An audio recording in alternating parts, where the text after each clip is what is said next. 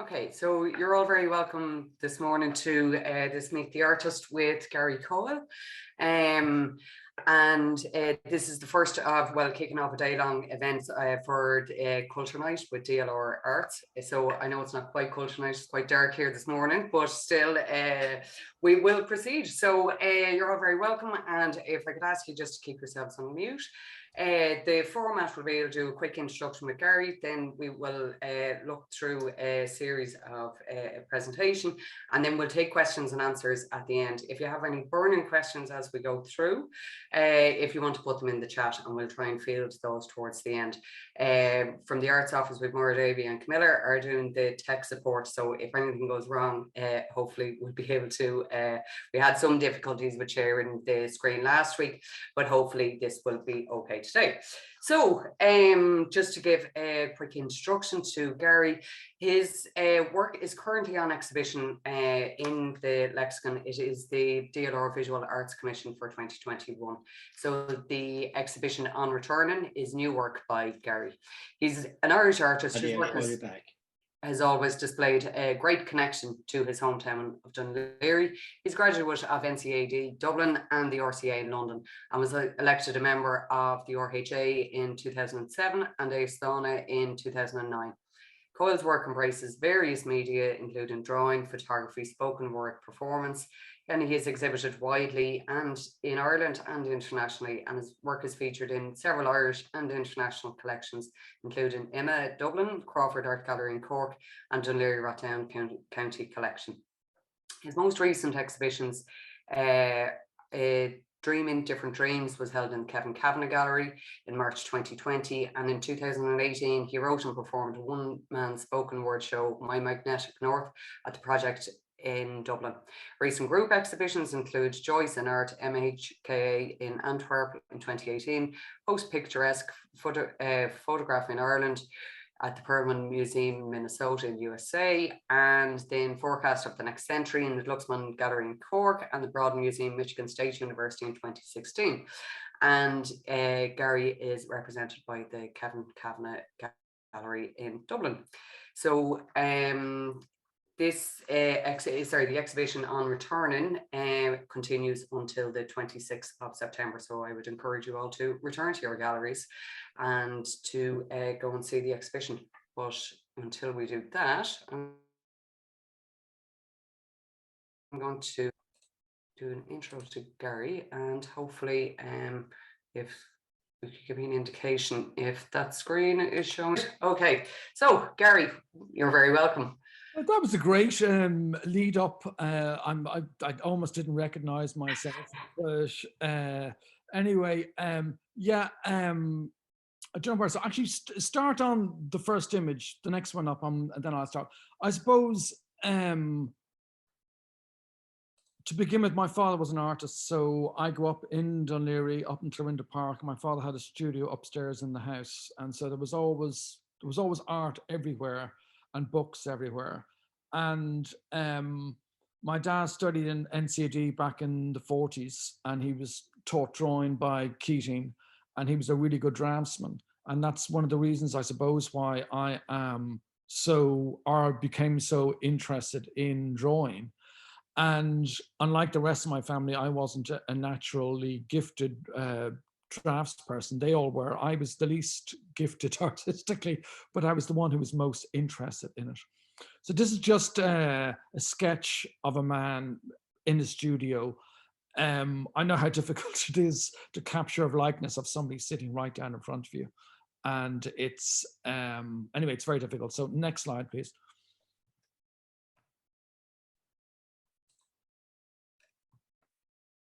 Again, this is just a life drawing in the studio. And I used to draw with Dad later on in my career, as it were, and later on in his. And he was just a really gifted, he was very good with his hands, and he was a very gifted draftsman. But another thing that I got from him, which has been a massive influence, is he was very interested in the world around him and the everyday. And that's something that's I've incorporated into my own work. And he used to make art at the bottom of the street, or stuff that he found in his everyday existence. And I've always wondered why people feel the urge that they have to go to outer Mongolia or the Antarctic to make art. I think the real magic, said as many times, happens at the bottom of your road or the bottom of your street. And that's the stuff that making work, transforming the everyday, is something that I find very exciting and very interesting. And that's something that I've always tried to do. Next slide, please. Again, this is another drawing of a girl in a studio, something that was done in 10 or 15 minutes. And I just, I love the alchemy of drawing. I never get tired of looking at drawings and see how this kind of variety of marks coalesce into creating an image. And I honestly think it's magical. Really good drawing. You can't put your finger on how this group of dots and marks coalesce into making a face or into a car or a tree or whatever it is. And I never tire looking at them. Next slide. So as I was saying, I've always believed or had interest in the everyday, and I lived away for nearly a decade from the late 80s to the late 90s. And when I returned from living abroad, I started swimming in the sea every day down the road from my house. And one day, just out of nowhere, this kind of idea came into my head: if Richard Long's walks are art, so are my swims. Now, I didn't like Richard Long. I didn't like, when I was in art school in the 80s, we were beaten over the head with stuff about performance art. And I had an atavistic reaction to the tastes of my tutors, as I suppose every art student should. And so I began to, in my head, kind of pretend that I was kind of a living sculpture, like one of Gilbert and George's sculptures, and my swims were like one of Richard Long's walks. Again, this was just a whimsy for my own amusement. So I then bought myself a waterproof camera and started taking photographs of the sea. Next slide, please. And so it slowly began to take on, like a lot of things, a life of its own. And one of the artists who I was particularly disliked was a guy called, I think his name is Hessing Se, who is a Taiwanese artist. And he did these year-long, or he did these interactive performances that were always a year and a day long, right? Not a year and a day. So I decided that I was going to swim every day in the 40 foot for a year and a day, again, as a joke. And then the whole thing just kind of spun out of control. I suppose that's the only way. And the longer it went on, the more interested I became in what I was doing. And it seemed to go in various directions of its own volition. And so I was kind of taking all these tropes and cliches of 1970s international performance and applying them to the 40 foot. And then I just uncovered so much stuff. And so here I am. So it's many years later, it's 22 years later. And to date, I have documented, as of yesterday, 5,795 swims. And so in photography and in various other ways as well. So anyway, next slide. Again, once my attention was focused on this activity, I was amazed at what I found. None of these, I still shoot on film when I'm swimming. None of these images have been doctored. They haven't been photoshopped. I try and get them as close to what is in front of me as possible. So this pole used to be there. It marked where the shift in the tide in Dublin Bay was. It was knocked over by the sea, so it's no longer there. And next slide. So I said I keep a record of every swim. Again, initially it started off so I could just figure out what photograph was taken on what day, and then slowly, as more and more things happened, I began to make more and more notes, and then suddenly I began to devote entire notebooks to whatever went on in swimming. So, so every day I go for a swim, I take a photograph, I come home, and I write down what I saw the previous day. And so to date, I have 91 swimming notebooks. And anyway, so no, we'll go on and talk about it a bit more in a moment. Next slide, please. Sorry, Claire. Like I say, the more it went on, so I began to, examine the pens of which I was using. So all of the pens of which I have filled my notebooks, I've kept them. I remember many years ago when I was studying in UCD, I used to sit beside this nun in my history lectures, and she had this biro, and I've never, as the year went on, she took the same biro out of her handbag every day, and I used to watch with wonderment as less and less and less ink, and still the same pen would be taken out until she finally used up all the ink and got a new pen. So that always kind of stuck in my mind. So I was always curious as to anyway. So there's now 40 of these pens. Next slide. Mapping is another trope of 1970s performance. And in fact, I only realized this morning, this isn't the most up-to-date map. So every day for a long time before I went for a swim, I would go and explore some part of Dún Laoghaire until eventually everything below the M50 I filled in. So as I look at the screen, the left-hand side, Leopardstown and Blackrock, that's all now being filled. So basically, I visited every single road, pathway, lane, street in Dún Laoghaire, from one side to the other. And on the one hand, that kind of sounds a bit kind of ridiculous, but as soon as something starts, and the more you do it, if you do it once, it's not very interesting, but you do it again and again and again and again, it takes on a kind of I think anyway, an obsessiveness, which I find very interesting. Some of these you can see were done in patterns and designs.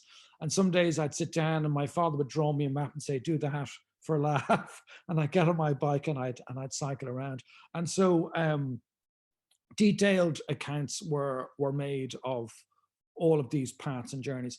The other thing about this is I did a little catalogue for the show in 1999. I asked somebody to write a catalogue essay, and the catalogue essay wasn't any good. So I had to write my own catalogue essay, and that started me writing. And so there's also, which I'm not going to show, there's also an hour-long one-man performance show about this, in which I get on stage and show slides and tell stories about the 40-foot. But I hate the sound of my own voice, let alone looking at myself on tape. So you can go and check it out yourself, but I won't subject you to it.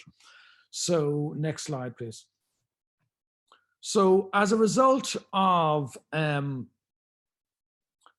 writing the catalogue essay for my show Ad Margem in 1999, I'd been, it unlocked something, because I've been taking all these photographs in and around Dún Laoghaire, and they didn't make any sense.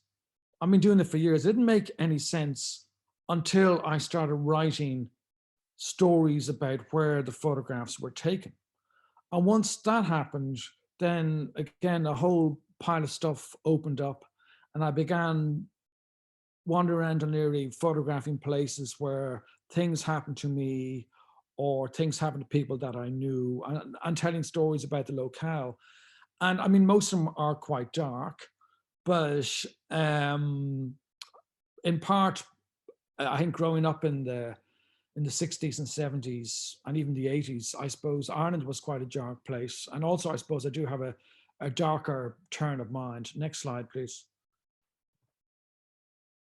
This is the park where I grew up, Clorinda Park. This is, I have a whole series of photographs of Dún Laoghaire in the fog, which I used in my most recent show, My Magnetic North. Next slide, please. So when I was 6 in June of 1971, I was playing in this park with my brother and two friends of ours. And I mean, I remembered like it was yesterday.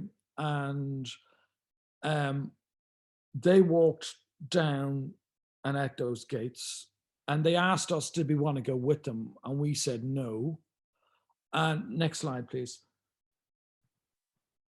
And 10 minutes later, they were drowned in this pond. And we were amongst the last, we probably were the last two people to see them alive. And that kind of haunted me as a child, even though it happened in the summertime and this is a winter shot. And this is actually where the bowling green now is, the green outside the library in Dún Laoghaire. So there's kind of, there's a whole history of Dún Laoghaire that I was interested in. And, you know, I also write about punk rock and all sorts of other kind of cultural things and my own personal experiences. So, but anyway, so Kieran and Brian drowned here when I think there's a stone outside commemorating them. And so that kind of, and I said in the story, I remember because I was just learning how to read. And I remember my mother telling us when we get down for breakfast the following day that they'd been found dead in the Duck's Pond, as it was called. And I remember I was just starting to read, age 6, learning how to read, and looking at the story in my parents' newspaper and, you know, following the words with my finger like I did with the books in school and being able to make sense of what had happened. And so, I mean, not all the stories are that dark, but it is, you know, I think in Irish there's a word called Din Shangyas, which talks about the history and the lore of places. And that's something that I'm very interested in, an accumulated folk memory about a particular place. So even though I'm now in exile, you know, on the north side, I still come out to Dún Laoghaire virtually every single day to go swimming. And it's, I would always say that that's where I'm from. And hopefully my exile is only going to be temporary. Next slide, please. This is an exhibition of drawings that I did in 2015 called Into the Woods, which was in the RHA Gallery in Dublin, downstairs in the Ashford. And it's a combination of two things. I did a digital drawing. I'll show you it later on a thing called a Wacom pad, which is an electronic drawing tablet. And I have it hooked up to a laptop and a big television set, but it's just like drawing on a piece of paper. And so you just have to scale it up, right? So this is the installation shot. And there on the left-hand side, you can see a ghostly image of a hut. And that's actually the Unabomber's cabin in Montana. And he's somebody I'm fascinated with because he was if you don't know about him, he was a maths professor in Harvard, or he got a PhD from Harvard. He was a maths professor. And he gave it all up to live as a hunter-gatherer in the woods of Montana because he believed that our society and technology were bringing us to the brink of destruction, and which I suppose, I think he's been proven to be correct about that. But also he started sending bombs and killing people in various industries, and anyway, he's eventually caught. So this is his forest, and inside the forest are drawings, charcoal drawings, a medium I use an awful lot. And next slide, please. And in it, there's been various images garnered from various places and things, from heavy metal, from all sorts of places. I'm also very interested in the idea of the frame and the gallery and how they operate, and how something, when you bring something from outside into the space of a gallery or a museum, it gets transformed, and the frame operates in a kind of similar way. And I like the way that you can get very contemporary imagery, like the drawing of the moon is from a heavy metal album cover, and you kind of put it into this kind of classic acanthus leaf frame, and it completely transforms it. I don't like, I know people, artists who say, I know exactly what I wanted to do when I started, and this is what I was looking for. I would be the opposite. I kind of have an idea in my head, and I'll see what's going to happen if we start this ball rolling, but I have no idea what the outcome is ever going to be. And if I did, I wouldn't do it. Next slide, please. When I was a kid growing up in Dún Laoghaire, Ireland in the 70s was very repressive. And the one thing that I really loved was disco music, and which I still do.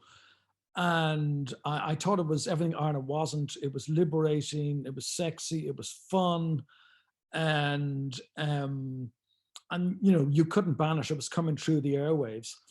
And in July 1979, some American shock jock DJ had started this thing called Disco Sucks, and it was anti-disco music. And he, in front of a crowd of 50,000 people at a baseball stadium in Chicago, he blew up a massive pile of disco records. And there was a massive riot ensued. And after that, disco music kind of faded and became very unfashionable. And you'd say, why is this important? Well, a couple of reasons. I think that certainly in Ireland, I said the sense of liberation and freedom that popular culture from outside the country gave us younger people was great.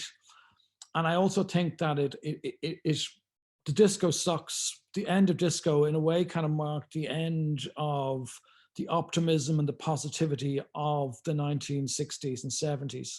And what came after was quite dark. And also I'm interested in the idea of kind of history painting, which is now kind of a very pompous thing, you know. And so I was trying to do a painting about something that was really important to me. And also at the time I did this, you couldn't go to an exhibition of Irish art without some pompous picture about modern architecture there, something that impinged very little on my and most of other Irish people's lives, modern architecture. So it was kind of a riposte to that in a way, I suppose. Next slide. Also, sorry, yeah. I draw by rubbing out. So I got really heavy duty, rough 300 gram paper. It's almost like cardboard.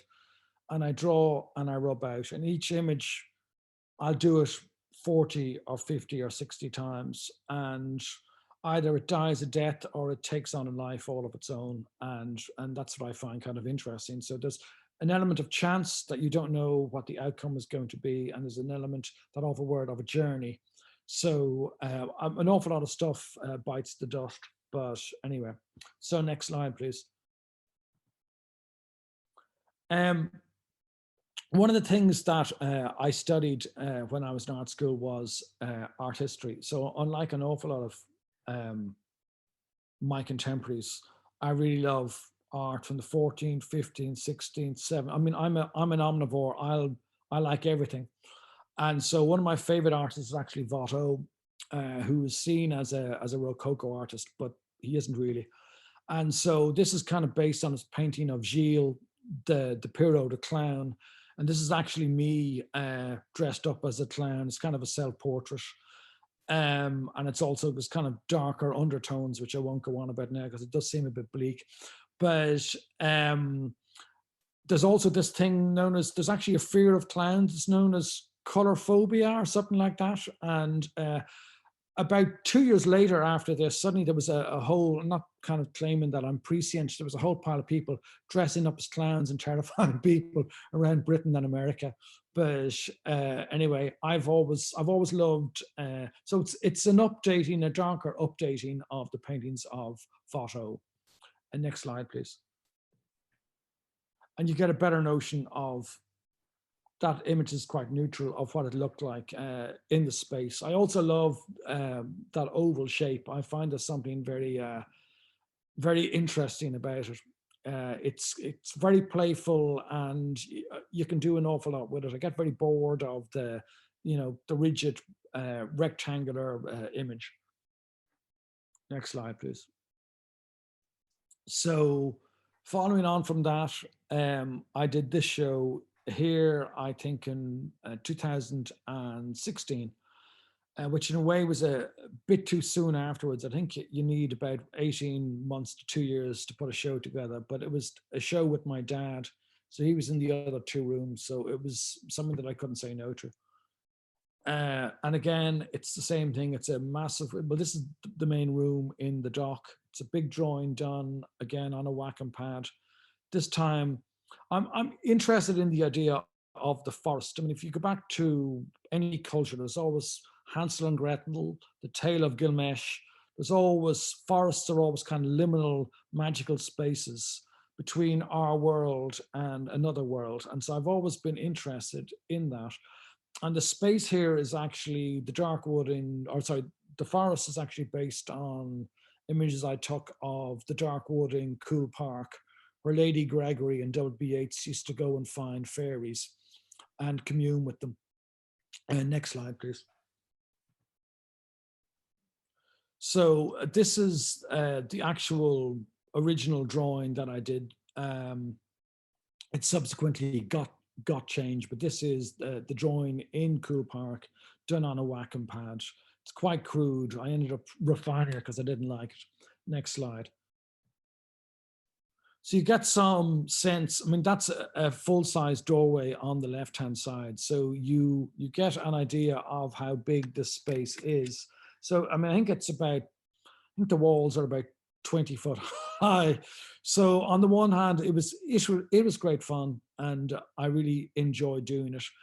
And there's various, I love the idea of having a foil as well, that there's kind of a dialogue between, you kind of set the space, and then within that you have other works which talk to one another.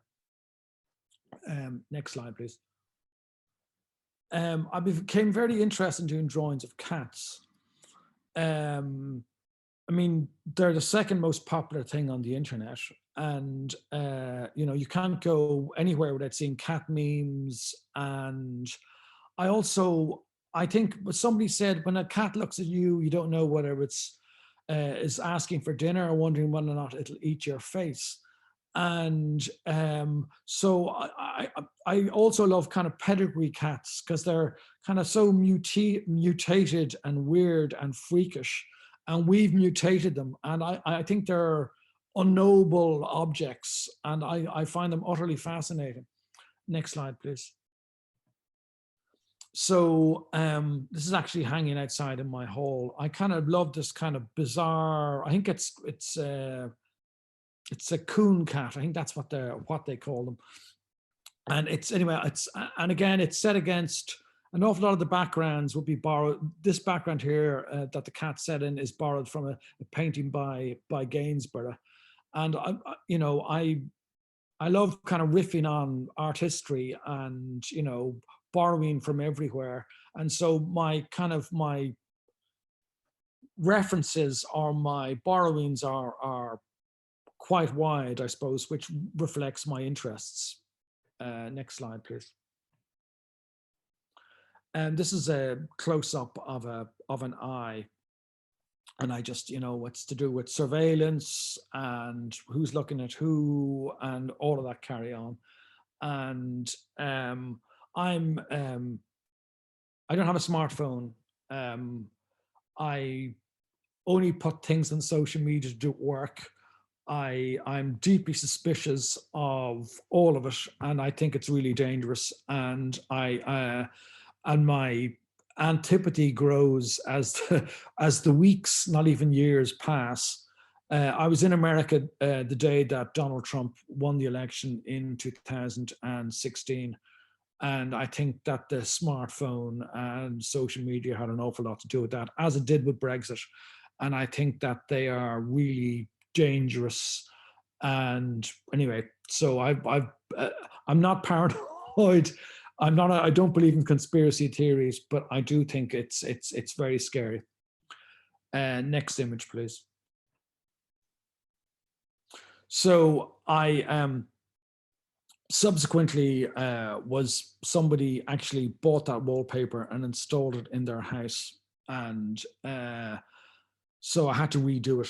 I had to scale it up and redo it. And actually I hated the color. So I ended up doing it like this.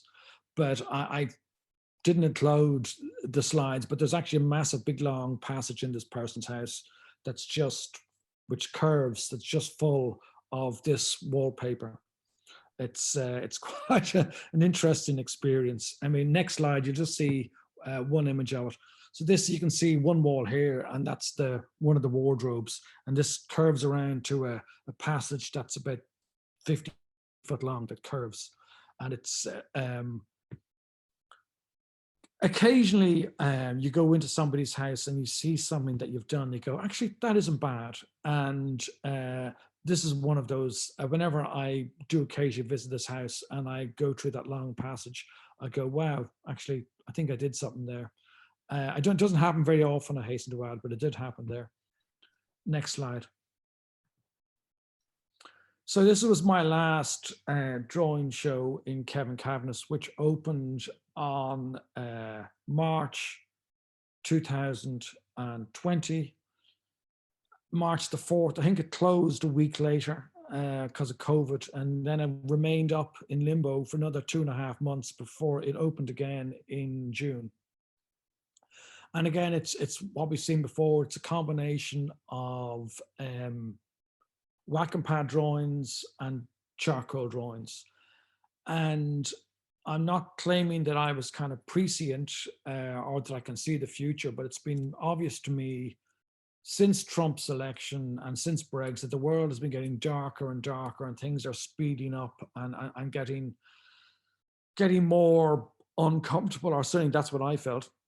And so the mountains are kind of taken from a place that was painted by Caspar David Friedrich in the Bavarian Alps. It was also the location of, if you were in Hitler's, the Eagle's Nest, these were the mountains you could see, the Watzmann Mountains. So these are kind of the, you know, the sublime and authoritarianism, I suppose, were the background kind of vibe. And then on top of that, I hung charcoal drawings. Again, the walls are, they're 4 meters high, and the space is, I think the drawing was about 60 foot long. Next image, please. This is a close-up of the dog that you just saw there. Again, the sky is actually based on a sky from Dún Laoghaire, and the background is a painting by Bierstadt, American Sublime, and it's kind of a noble nature, you know, something that we've spent for years. We thought that we had nature conquered, and now it's not the case at all, that we'd overcome nature. And now we're seeing, as I think our environment's unraveling, and I think that we're on for a rough ride for the next couple of decades. Anyway, the drawing itself it's just known as the Black Dog, and I must have drawn this 60 or 70 times, and I also work with very small rubber pencils, and so you draw it, you rub it out, and you cut back in with the pencil, and you draw it and you rub it out. And like I said, over time, hopefully an image coalesces. It's actually one of the darkest drawings I've ever done. And, you know, it's difficult to see this in the flesh, or sorry, via image, but in the flesh, it was incredibly black. Just because of the amount of charcoal I put on and took off and put on and took off. And I don't think it's actually futile. If you've seen it at the start of the process and at the end, even a casual observer would say, I much prefer the worked version. Next image, please. This is another, this is kind of a response to the previous self-portrait of me as a clown. This is kind of a young boy, again, with a hood up, and he's, I suppose, the inheritor of this uncertain world, or that's what I viewed upon it as. On a more technical note, I love drawing fur. It's really good with charcoal drawing fur. It's actually very exciting. Again, it requires a lot of work, but once you get the paper really broken up, you can do really beautiful things with charcoal on paper. Next slide, please. So you can see a better notion of how black the dog is. Next slide, please. I suppose, again, there was various ideas in my head that I was thinking of. I knew that I was going to write something on the sky here. Again, it's another sky from Dún Laoghaire, and I didn't know what it was. And I only made the decision very end of the day that it was going to be FOMO. And then COVID happened, and then everybody said, we're never going to have fear of missing out anymore. But so again, I like the combination of, you know, those are mirrored trees. I like the combination of sky and tree and text. And, you know, it's quite kind of Claude-esque in a way, the treatment of the tree, another artist I love. And then it's quite a contemporary slogan. So I love kind of mashing things up. Next image, please. The show was called Dreaming Different Dreams, and the title came from the current dictator of Korea had his uncle and mentor shot with anti-aircraft gun and killed. And one of the reasons, beside claiming that he was indulged in whoring, gambling, embezzling money, and factionalism, that great thing, factionalism, one of the reasons why Kim Jong-un, the current dictator of Korea, had his uncle killed was because he was dreaming different dreams. And this was in 2012, but it always stuck in my head, you know, that somebody could be killed or assassinated for dreaming different dreams. And now with digital technology, with digital tracking, they almost know what our dreams are. We're being mapped and followed, and, you know, you're sitting on your feed looking at something or other, and up before your very eyes comes an ad. And so you're only talking about that earlier on today. And for a new bike or a pair of shoes or a holiday in the sun. And so I don't know how the algorithms work, but, you know, you've got billions of people's every click being harvested. And after a while, if you have enough people in the right algorithms, you can largely figure out what their deepest, darkest desires are. And I find that very troubling and very worrying. And so that was the name of the show, Dreaming Different Dreams. And again, I like incorporating text with imagery. Also, I do work from photographs. I don't trace. Everything is done. I square everything up, old school, put it up there, because I think something gets lost. That's my own view. It gets a bit too slick for my taste if you're tracing something. Sorry, I did trace the text actually, sorry. But in terms of the actual drawing, I like that it's slightly askew, and I've always liked that. Next slide, please. So I'd started, and so I applied for, I can't even remember, maybe Maura can tell me how long ago it was I applied for a Dún Laoghaire commission to do something totally different. I used to have big fights with my dad about the fact that you say, you're a painter, you should be a painter. And we used to have these big battles, and he says, your drawings are so painterly, you should be painting. Now, my background is in sculpture. And I also, I know it's probably very Freudian. I didn't want to paint. And when he died, that's what I wanted to do. And I went to painting lessons, and they didn't suit me. And so anyway, I made an application to Dún Laoghaire, and I was awarded a grant to put on the show. And it was great because I spent all the money on a pair of curtains from my house and a secondhand car. So I had to do it. And so I was a gun at my head. And so I just had to get on with it. And so I had started working, my application was to do a series of drawings in color of the Dart. And when COVID, I'd started, but when COVID happened and I was locked here in Dublin 7 and able to get out of my house, and having done all this dark, heavy stuff about the world and all that carry on, it was such a relief to be able to do nice pictures of a place I was unable to visit. I mean, so all of these were done at one remove. I wasn't able to, I really got into it when I wasn't able to visit Dún Laoghaire. And so it was great. And it kept me sane throughout lockdown.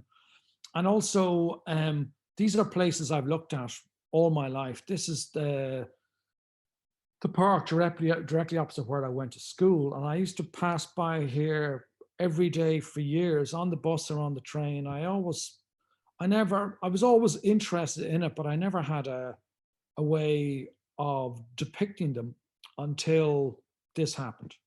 Anyway, next slide, please. So these were all done on a Wacom pad. So you can see a black thing on the table there. That's a Wacom pad. It's an electronic piece of paper, basically. It's hooked up to a laptop, which is there beside it. And on the screen there is, because I'm not very good with technology. And so I had to go to daily lessons on lynda.com. And so there's some German nerd who would step by step talk you through how to do Photoshop. And again, I'd have to go on every day to figure out how to do it. But anyway, so I learned 5 or 6 things. Again, I would, the first drawing would be done by hand on paper, scanned into my computer, and then I would start working on it. Next slide, please. So this is a drawing of a girl on a mobile phone looking out her window on the Dart at Blackrock, a Buddhistown Marsh, a place I know so well.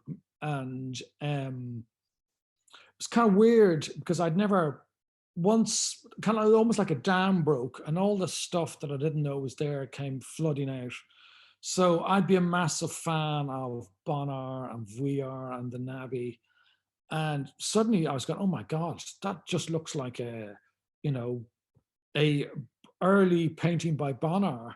And, so all this other stuff kind of that I didn't know was there started to emerge. And I found myself, all these influences that I didn't know were in the background started to come out. And I really enjoyed doing it. It was the right amount of time. You need a gun at your head to produce a body of work, but you don't like it too short a time, so you don't have any fun in doing the work. So I had a long enough a period, and then COVID really intensified everything. And then because we couldn't have the show last year, I had even more time on it. So I had a really good run at this, and I really enjoyed it. So I don't know, on a technical level, I work with layers, which is with Photoshop. It's industry standard. It's funny how people who would happily listen to electronic music would turn their nose up at electronic art, and they're quite squiffy about it. But so every different element of this is on a different layer, and then you meld them all down into one. So every different thing was done separately, and then I kind of put them all together. But again, everything's done by hand, nobody's traced. And so it's kind of cross between printmaking, painting, and drawing. Next slide, please. So, yeah, this is one of the earlier ones that I did. I kind of liked, it's slightly creepy in that when you're sitting on the train and somebody 4 feet away, you could almost reach out and touch them. Obviously, you don't. But, and this girl came down, sat down one day, and she had the most beautiful, vivid red hair. I thought, oh my God, what beautiful. It contrasted against the green. And she had this lovely Macintosh on. And I started taking photographs. And so this is what it's based on. And again, I found it's like the treatment of her coat is like very contemporary. It's like Peter Doig or some contemporary painter. And I didn't know that was in me either. So I kept on being surprised as to what was happening as I worked, and so it was kind of a journey out into the unknown. And because of COVID and because I had nothing else to do, it was great. So I'd either sit here and draw, or else when I was allowed to the studio, I go in and draw. It was total escapism. And I focused all my energy on that. And it was great. Next slide, please. So one of my favorite art forms are Japanese wood block prints. And one of the major influences on this series were Hiroshige's 100 views of Edo, which were done just before, in 1850, just before Admiral Perry steamed into Tokyo Harbor and said, "Are you open up or we're going to destroy you?" Now, just to give it a bit of context, Edo, Tokyo, at the time was the biggest city in the world. It had 1 million people. They had no internal combustion engines. They had no machines. They just horsepower. And these block prints were the first mass produced popular art form. They were famously could be bought for a bowl of noodles. And they depicted like sports stars, pinups, actors, actresses, views of Tokyo.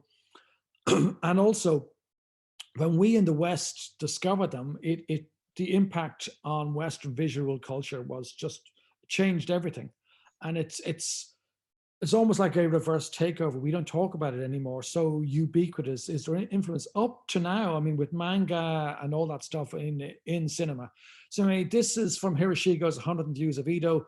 You can actually see here that there's petals. So this is obviously taken from when they all would go and look at the cherry blossom trees. And so that's what all of those things are there. And you see this beautiful color transitions from here on the print. And you can see that I tried to replicate that in some of my own poultry efforts. And also you can also see where the block, where the wood mark is on the print. And anyway, so next slide, please. I love this one for all sorts of reasons. When this was first seen in Europe, so Japanese block prints mostly came to Europe as wrapping for Japanese porcelain because they were so cheap. And they're used and so that's where they were first seen by artists. So you can imagine this blew people's minds. This stuff had arrived from Japan. Now, I particularly love this image because of the foreshortening, because of the horses. Like there'd be no Sergio Leone, all those different weird quirky angles that he took. This all comes from Japanese art and Japanese culture. They're a completely different way of looking at things. And also people were outraged and horrified because on the ground, underneath the horse's hooves is, surprise, surprise, horse shit. And this is the first depiction ever, as far as I know, that the West had seen of excrement. And people were beside themselves with indignation that you would depict such a thing. And I love that in these, the depiction of nature also in Japanese block prints is very important. And also that they depicted everyday life, and this was accessible to everybody. So those are things that, and the colors are just exquisite. So next slide, please.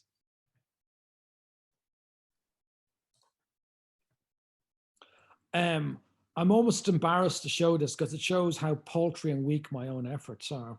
And I think this is just a beautiful image. And I just loved the color variation. I loved the composition. They're just beautiful pictures. Also, what I like as well is this was, so somebody would do the image and then somebody else would print it. So there are various printers who do various things. So it was a collaborative process. So the Hiroshige would draw it, then somebody would carve the block, and then somebody else, 2 or 3 other people, master printers, would be involved in doing it. And some of them were so successful that they'd wear out the block. There'd be tens of thousands of versions of a print. And I said, all done for a price of noodles. So about £2 apparently was how much these things cost in contemporary terms. So they were accessible to everybody. Next print, please. So again, this is somebody sitting on a train with a view of the towers in the background. I just really enjoyed playing. Originally, everything was in full color, and bit by bit, I took the sky away, I took the beach away, I took the carriage away, until the end, all the focus is just on the girl and the chair. And again, I was reminded of pop art. I was, who's a person whose name I'll remember, Alex Katz, all of these people. Like, I didn't plan that. It just happened. And so I kind of enjoyed that I was being brought down this journey, you know, and all these latent influences were just kind of emerging. Next slide, please. This is Budapest train station, which is again there in the background at the left-hand side. And I've passed by here and used that train station hundreds of times. And I've passed by this tree, and every time I go by, I think, God, I should do something about that. You know, I should, you know, and I never did. And in a way, this kind of allowed me to do this, it gave me license, and also forced me to do it because it was a commission and I had to, I had to do it. And it's very good to be compelled out of your comfort zone and to do something different. And so I made loads of mistakes. This is one of the earlier ones I did, and lots of them bit the floor, but I still like it. You know, also a lot of people would talk to me about Hockney's paintings on, how am I doing for time? Hockney's paintings on an iPad. These are actually, I designed my own brushes, and I had a pen. He doesn't use, I'm a big Hockney fan, except I really don't like his work done with technology. So he uses very standard generic brushes. If you see them in the flesh, they give you the heebie-jeebies, and not in an ironic way. And so I designed all my own brushes and used Photoshop, and some of the marks you can make are incredibly, they actually do mimic wet brushes or dry brushes, and you can control how much paint goes on it, and it's quite extraordinary what you can do digitally. Next slide, please. Again, this is called a dry rober, and so you'd want to be living under a stone not to know what a dry rober is. I swim every day in the 40-foot still, and during lockdown I wasn't able to go out. And when I arrived, everybody was wearing these incredibly expensive swimming costumes, and they're all newbies, people who you'd never seen before. And, you know, sea swimming became a thing, like baking banana bread or chalking Seamus Heaney quotes on the wall in chalk. And so suddenly the 40-foot was invaded. And so when I could I was being stopped by the police on my bicycle and told to go home. So when I would get out there, you couldn't even find a rock to perch on in the middle of January. And so on social media, something I don't look at, was awash with people. Actually, my favorite story was I was in Sea Point one day because I couldn't get to the 40-foot. And this is in February, two very buff young men rocked up, and they took off all their clothes, and they had a fake tan on, they had bright underpants, and they had loads of muscles. And they went down and posed on the slip in Sea Point as if they were going to go for a swim, took a photograph, posted on social media, put their clothes back on, and left. They didn't even go for a swim. And so it became a thing, you know. And so anyway, so this is a dry rober at dawn coming back from her swim through Blackrock Park. And you can see here with the color gradation, it's kind of what you'd see in an awful lot of those block prints, where various colors would transition from one to another. I mean, they're such exquisite things to look at, and I think they really have stood the test of time. And also because they focused on the everyday, You know, that's what I love about them. They're about the everyday, every people's everyday lives. And I think that's just the stuff that lasts. Next slide, please. Another thing that they depict an awful lot of is fog. And I've always loved photographing fog. And you can see here's a man on the bridge with his newspaper. He's the only person I've seen with a newspaper on the Dart for years. And so I love that kind of contrast. And in the background there, you have all the lights of Howth. And on the downsides with this type of work, you can tweak and tweak and tweak and tweak and tweak. And you could be 10 years at this. So at a certain point, I had to say, stop, because you could, you know, you have so much control in a way, it's a bad thing. So, but anyway, I did like the contrast between the people on the train. And, you know, I love getting, this is Blackrock train station. I do love at night with the sea washing in the background and the smell of sea and the mist. And so I tried to kind of capture that particular thing. And I also love that very modern railway bridge that they have there. So that's what I was trying to do there. Next slide, please. Another thing in the block prints was there was always nature in the background. So there's always birds flying by. So this, you can see there on the right-hand side, there's migrating Brent geese. So this is one of those weird bright mornings in late November, early December of geese flying by. And I've been looking at that wall in Sea Point train station for donkey's years, and I've always wondered, I also was curious about that. So I did really enjoy drawing it, as I did the kind of the shape of the railway bridge, which is also kind of very Japanese. Also, the other thing about the block prints is that stuff always happens to one side, to an edge, and I've always liked that as well. It totally changed how compositions are made now, or sorry, with Degas and the Impressionists, and then it bled into everybody else. The close-up, the cut-off, that all comes from Japanese block prints. Next slide, please. So this is the final one, and I don't know when not we'll see crowded morning trains anytime soon with condensation on the window. Not that one of my rules in my life is when I used to live in New York and London, I used to always have to get rush hour traffic for work. And one of the things I promised myself is no matter where I am, I won't get on a crowded commuter train. I think it's one of the worst experiences as a modern human, being jammed in a train, in other people's body space, standing up, not being able to get a seat. And so hopefully I won't be one of them anytime soon. But this was early one morning in Dún Laoghaire, and I came out early to photograph commuters on the trains, and this person was looking out the window at me.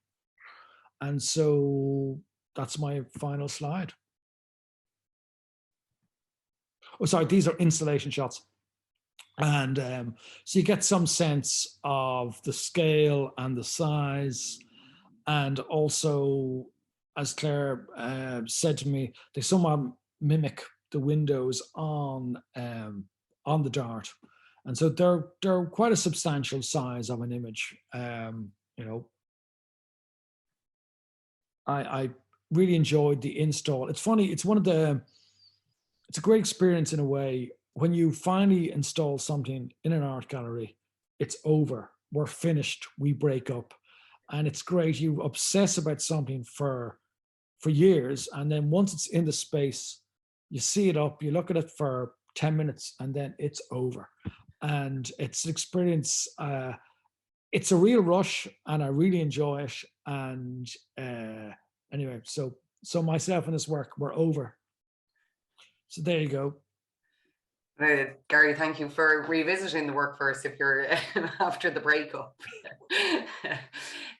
What I might do here is just, first I'm going to stop sharing this screen just in case, so we can go to chat. Gary, that was, well, from my own perspective, as I say, with all of these online chats, I always forget there's 30 other people in the room, and it felt like a one-on-one talk. But thank you for bringing us through the work in such a, like, all of the references. I think it's just been incredible to hear it, and in so beautifully and eloquently explained, and just even I said the references. I'm just going to go to the chat to see if we have any questions, and then what I'll do is I'll maybe throw it out to the floor. So if anyone has a question, if they want to virtually put their hand up or physically, and we can try and keep an eye. But what I'm going to do first is just go to the questions in the sorry, I'm just scanning back through the questions. Could Gary talk about the Wacko pad and how he uses it when drawing? There was one question there. Again, it's funny how conservative the art world is. I mean, a Wacom pad is, they use an animation. It's a, you can get one for 60 quid. It's a, you get a pen and an electronic pad which you plug into your computer, and you can draw on the screen just like you do on any piece of paper. And you don't even need Photoshop. I have it hooked up to Photoshop, which is, again, industry standard. It's been around for about 35 years. And I use it with that. And basically there's various tools. There's a paint bucket tool, there's a brush tool, there's an eraser tool. I find with technology, I can only do 4 or 5 things. And that's all you need to know. I think people get swamped with digital technology. Don't let the tail wag the dog. Do 4 or 5 things, figure out how they work for you, and then do it that way. And also, I went to lessons on lynda.com. Sorry, I'm not bragging here. Here's my telephone. It's a Nokia. I think you really have to control technology in your life. I won't have the internet at home. I have it at work. I think we all really have to control this, because otherwise it's going to end up. So I go into my studio, I look at my technology. When I come home, I switch it off. I do look at television, but I just think that we have to control our technology. And so I can do 4 or 5 things on a Wacom pad, and all of those. But like most painters only have 4 or 5 moves. That's it. You can do 4 or 5 things, do it well, and that's enough for you. With Photoshop, you could do 1,000,001 things, and people just get lost. Also, I said LinkedIn or lynda.com, there are lessons for everything from oil painting to, you can get a free trial for a month and see whether or not you like it. And you can get a Wacom Bamboo for 80 quid and see what it's like. And it's great. I think we're all going to be getting ads for the Wacom pad on our feed constantly for the rest of the day. Yes, exactly. As after the show, why not check it out? Just related to that as well, Gary, was in and I know you kind of explained a bit about how did the drawings go from the pad to the walls to the wallpaper. The question is around, is it a specialist printers here in Ireland that does it? And it was brilliant talk. You can do it. If somebody you can get it printed on vinyl. And sorry, for the big wall drawings, you can go to somebody, and there's various people in Dublin that do commercial stuff for Bulmers or whoever, and they'll fill a whole space with this on the wall. And originally I was doing it really high-end bespoke stuff for the first 2 shows, and then when I was painting for it by myself, I realized that vinyl is just as good and nobody can tell the difference. So it's much cheaper, but it's still pricey enough. But it's, so you just have to, again, I had to work with a graphic designer because to get the right size. But you have to, the drawings were done on a massive scale on my computer, and then I handed them over to a graphic designer who squared them up. But I'm sure anybody with any nice would be able to do it themselves. And actually, just related to that, and it's just a question there, is whether you continue to use traditional media as well as the Wacom pad, and does one influence the other? And maybe just in relation to that, where like even when you were talking about the drawings, the ones, it's particularly the ones in the Kevin Cabinet, the last show, and the blackness, and you talked about the fur, and like in using the charcoal, like how when you're doing them digitally, do you find like they're two different things? It's funny, and I'm not just making this up. This morning is the first time I was thinking, you know what? I'd like to get my hands dirty and get to working with something that's more tactile. Tactile, yeah.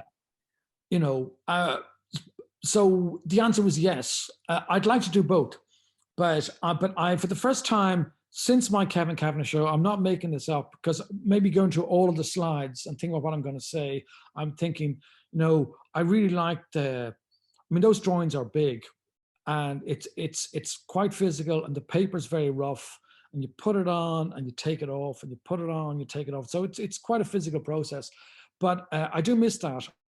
And so, but I like making, I like doing, you know, I like to make stuff, even if it's digital. I like to make stuff. Actually, I'm now without a studio as of 2 weeks ago.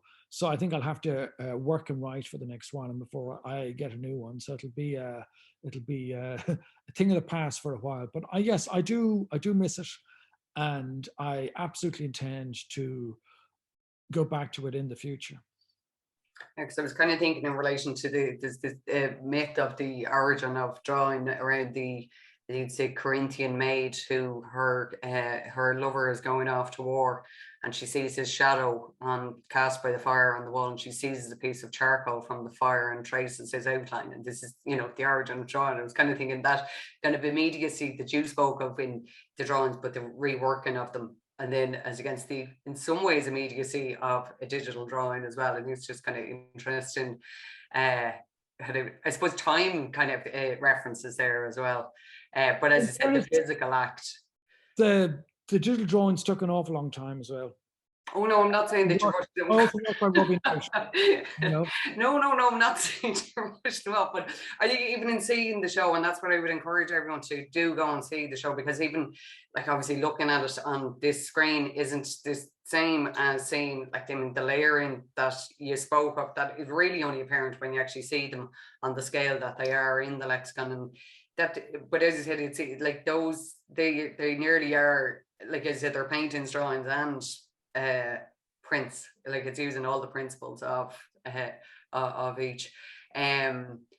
So I'm just going to see if anyone else has a question there. Sorry, I'm just scanning back just to say in case I missed.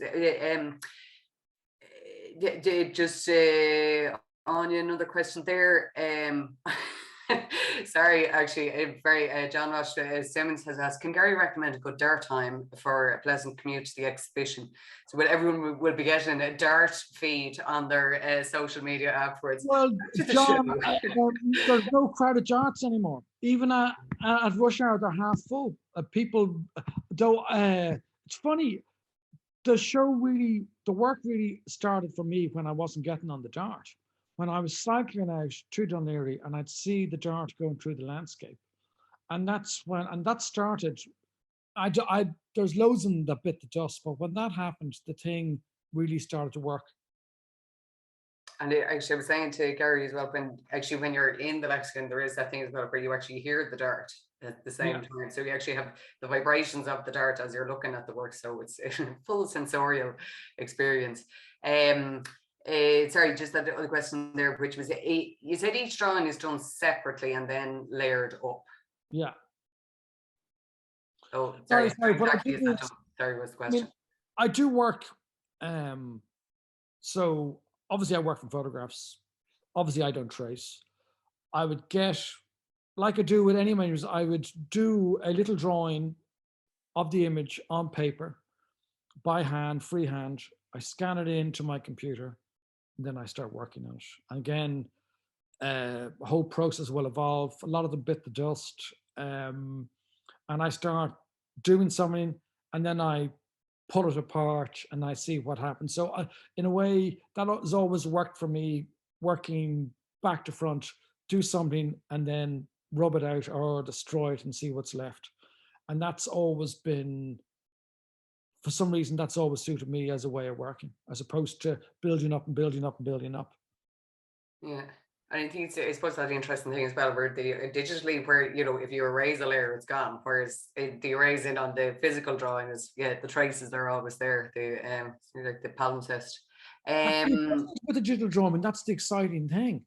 Because I designed various rubbers, and there'd still be, some of them where I'd rub away and there'd still be like bits of pixels left, and then you'd build from that. Yeah. So unless, sorry, I can't see on the big screen. I don't know if Maura or Camilla, if you can see there, if anyone has a last question, if they want to put their hand up, we can come to you. I think I've covered most of the questions in the chat there. Any questions there? No? No, not as far as we can see. Overall, lovely feedback coming in on the feed, but this is before we get all the ads coming through. So, Gary, just say I've always been a huge fan of your work, and to hear you talk, as I said, so eloquently, and just giving us that wider, like from the early work you talked to right the way up to the work that is. And even to hear you talking about how the Visual Arts Commission, within the time of COVID and all of that, how, I suppose, as a commission, how that gave you the time, it's been wonderful to hear about. So just thank you very much for your time, and just the wealth of information and references that you've given us here.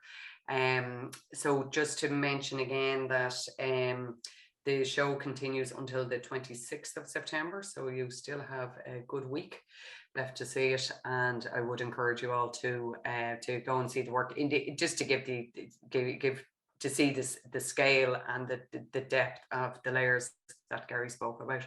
So thank you very much, Gary. Thanks for thank you very much. Thanks everybody else for coming as well. And even though it isn't technically night, but anyway, have a good culture night, and thank you very much. Okay. Enjoy the rest of your culture night. Thanks. Bye. Thanks very much. Bye bye. Cheers.